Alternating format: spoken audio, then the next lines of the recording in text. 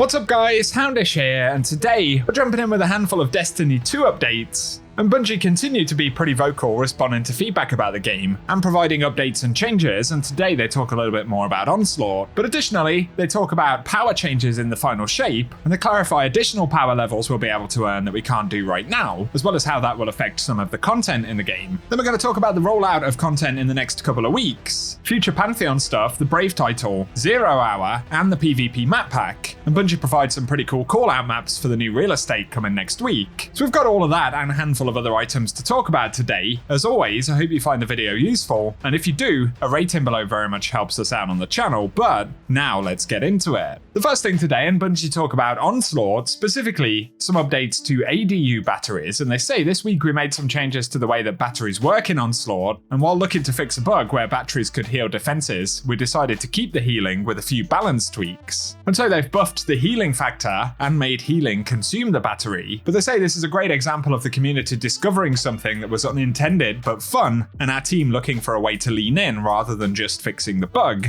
And we felt that this was an interesting functionality and something worth analysing as a potential permanent change, so to start, we wanted to ensure it didn't have griefing potential or introduce exploits. But they also wanted to avoid trivialising Legend Onslaught, where we want difficulty to matter, and next we needed to ensure that we can improve on the experience to communicate this functionality by adding VFX and audio, and to test the new batteries to make sure they felt good to use. And they finally say pivoting on a design change like this so quickly can be challenging, but the team worked hard to analyse this change and align with other teams on making the updates, and we're happy with how it's turned out and feel that it adds another interesting strategic element to Onslaught. So a bit more context around the changes to ADU batteries right there. And of course they've held this weird functionality where they can heal players, enemies, and turrets, but Bungie have decided to lean into it, so give us your thoughts about it down below, and whether you think it really impacts the gameplay significantly. Next though, to talk about final shape changes very briefly, Bungie have also said we wanted to offer some clarification on how the new power cap will affect the difficulty for Grandmaster Nightfalls. So there was some confusion about how hard GMs would actually be, but Bungie say the new power cap isn't intended to increase the difficulty of GMs or to increase the power requirements to get the same difficulty as it is today, and they say Grandmaster Nightfalls will still be exactly as hard as they are right now at Pinnacle plus 15, it's just that you can go up to Pinnacle plus 20 and make it a bit easier if you like. So essentially you can grind an extra 5 artifact levels to get closer to the enemy level in Grandmasters after the final shape drops. So if anything, we'll actually be more powerful overall, assuming that we go ahead and get that maximum artifact power. So that's definitely good to know, and that additional plus 5 on the artifact could potentially have an influence over other activities, probably being most notable inside of the harder content in the game. So that's cool, and it essentially means we get more power, and as Bungie revealed the other day when Final Shape launches, the artifact associated with the Echoes episode will be immediately available. And then throughout the episode itself, Bungie will introduce additional artifact mods, and that'll be during each of the acts. So quite a few system and quality of life changes coming up, and give us your thoughts as always in the comment section. On to more current content in the game though. Some players have been asking why the Brave Seal isn't attainable just yet, and it's a difficult one because one of the triumphs coming up is actually hidden, so it can essentially look like you've completed the title, although there is one additional objective, and one of the Bungie mentors said you can't currently earn all of the triumphs, and the 10th and final triumph is hidden until the 14th of May, and much like we saw with the Whisper, that relates to the 0 Hour mission that will launch on that week, so the upcoming Return an Exotic mission will be the final requirement for the Brave title for any folks who are completely up to date, and again that drops on May the 14th. Before then though, next week we do get a couple of additional bits of content, and that includes the second Pantheon Gauntlet. So according to the order here, the second one will be Oryx Exalted. That requires a completion of Golgoroth, Caretaker, Macrocosm, Atrax 1, and then Oryx. And the reward structure will be pretty similar to this week. We do get the new emblem, as well as Spoils of Conquest, and then, for the high score versions of those encounters, if we can complete all of them, we'll get a Harrowed Quillam's Terminus. And of course, in addition to the other drops that we can pick up from our site and the encounter drops themselves, Pantheon is certainly very rewarding, but without a doubt, the difficulty will scale over the next couple of weeks. And looking at it, by 14th of May, we'll definitely be in a territory where those more difficult completions will certainly require a coordinated and experienced raid team. But I'm looking forward to seeing what Bungie do with Pantheon in the future, and hopefully it's something that will return beyond the final shape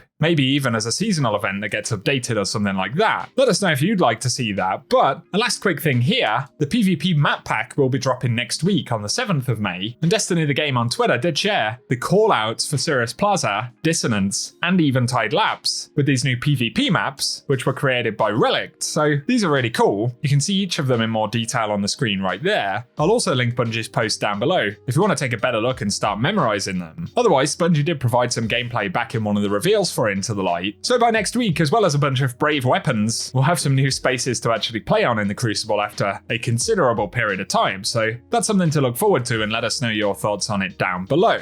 Final couple of mentions, and Lightfall is available as part of the PlayStation Plus Essential titles for May, so if you're a PlayStation player, between May 7th and June 3rd, Lightfall will be completely free, so if you don't have access to that expansion, it'll certainly be worth taking advantage of. And a final mention here, but the other day, there was a little bit of drama when Bungie accidentally posted a listing for a new community manager job, and given that Bungie actually laid off a bunch of community managers a few months back, it certainly seemed pretty weird, but Gary Clay from Bungie did confirm that this job role was mistitled, and they're actually looking for a principal communications manager, which is a role that's become vacant very recently. And communications manager is responsible for all community and go-to-market communications, essentially working between PR and marketing teams, so very much a different role to community manager. That's all we can really clarify about it for now, but I thought it was worth a quick mention nonetheless. For today, guys, that's what we have to round up. I'll keep you posted as always later on if the TWID has any additional juicy bits, and with us getting a lot more reveals for Final Shape coming down the road, definitely it's worth getting subscribed to the channel and turning on notifications by hitting the bell icon down below so that I can keep you up to date as always. If you've enjoyed the video today though, a rating really does help us out as well. Plus give us any of your thoughts in the comment section. And for now, I appreciate you tuning in and hope you guys have an awesome day.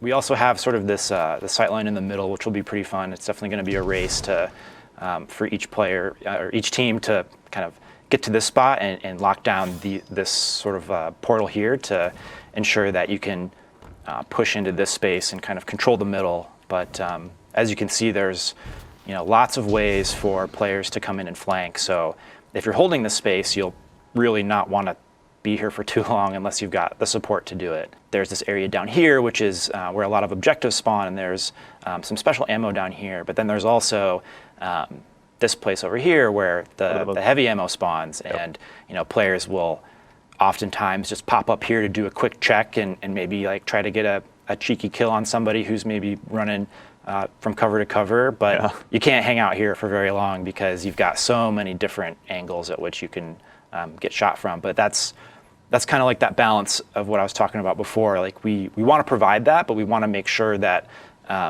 it's not too powerful, or it's a risk reward, right? You're making a trade-off, and the players who are using the map well and who understand the map will be able to use it to their advantage. Taking this space on a pyramid ship and kind of making it suitable for a PvP map, what was that process like from your perspective, kind of from more of a design side?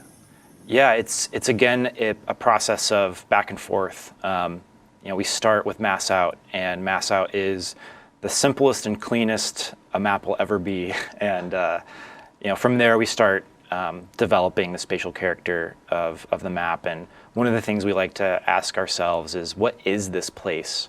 And even with a more abstract palette like the Essence ship, it's worth asking that question because we can leverage spatial archetypes that just kind of like naturally resonate with people. So like here we have, in this map, we have sort of these dueling huts, or these dueling ziggurats, and inside of them is this artifact or shrine. So maybe this is like maybe this part of the ship is a collection of mysterious artifacts that the witness has collected.